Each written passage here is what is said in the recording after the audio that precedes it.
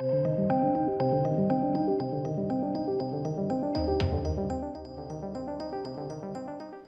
welcome to the channel, ladies and gentlemen. Oof, this is funny as hell.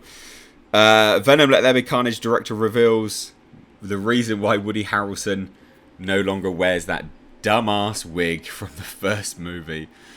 And FYI, like, Andy Serkis has been super diplomatic.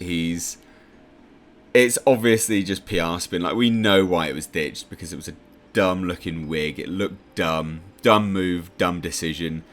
It just looked ridiculous. It looked absolutely awful. But he was asked anyway. He had an interview with IGN. And Andy Serkis stated the most comical answer. And it's a good answer, like I said. But obviously we all know why it was ditched. Because it looks dumb as hell. I mean, look at this. Look at this wig. What are you doing, guys? Who thought this was a good idea? Come on. But anyway, he says, we wanted to give a sense that he's been in there for some time and that he's gone through various changes so that we could really see what's going on with the darkness of the character. Again, yeah, alright, sure. That's why you removed the wig, is it? Really? This character was so much fun to work on in design and to take from the comic world. It was wonderful having the opportunity to take this character that's never been seen before on screen. As much as you do get to know him in our story, and to really play with the physicality, how he moves, how he extrudes his tentacles. So there you go, look. Again, make no mistake, we all know why it was binned off, and I also think it's a good outcome. Everyone saw that final bit, and it just got ripped apart online. Everyone just looked at that wig and just tore it apart. Not only was the first movie PG-13, wasn't R-rated, you know, in terms of what people were wanting and things like that, but then they also introduced Carnage with the most ridiculous wig you've ever seen in your life. So we all know why it was binned off, but really, really bravo to Andy Serkis for being so diplomatic, super diplomatic, well, just a very, very good interviewee. Very, very good interviewee, being able to come up with that on the spot, say exactly why they binned it off. Obviously it's false. We all know why they binned it off, because it looks dumb as hell. But it's good. This is positive, FYI, guys. Like, it really, really is. It's very positive. I think the trailer was positive as well, because it showed not only in this wig choice, but in the interaction between Eddie Brock and Venom. It shows that they're listening to audiences. Obviously, there's a lot of people that disliked Venom, and I get that. It was PG-13. It was very comedic. It wasn't that dark in tone.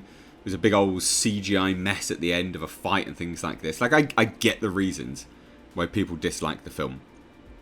But the reasons why people did like the film, and why it managed to take in, you know, $850 million, are something that the studio is building on.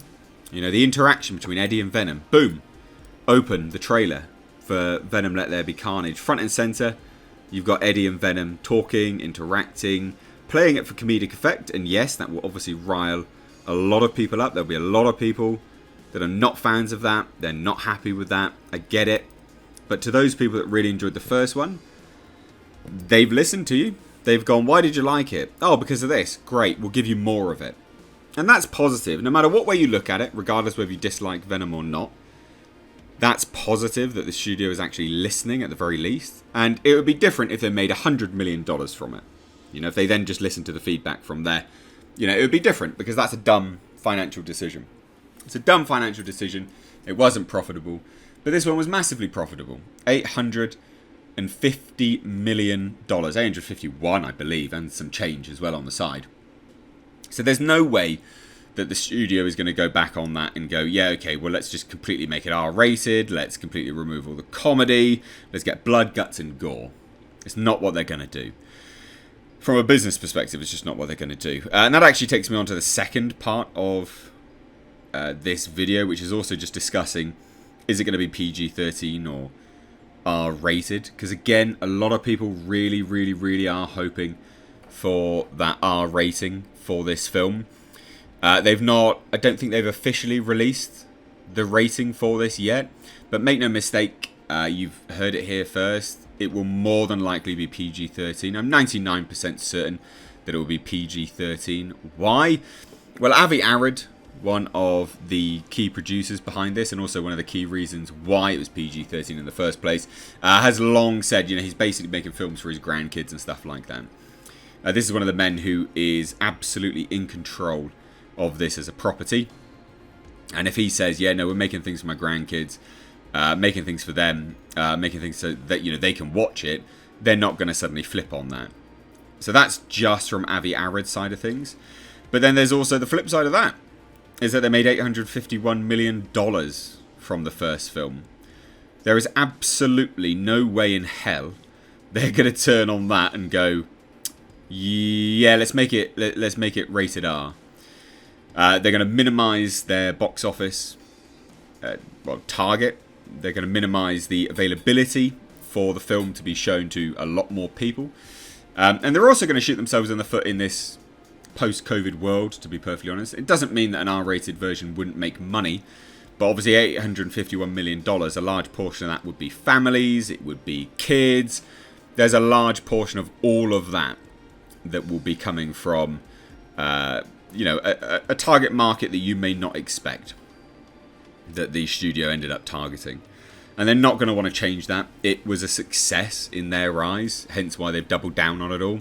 Again, like I said, giving you more and more of Eddie Brock and Venom's interaction, which is, again, good. They're listening to the fans of the first film.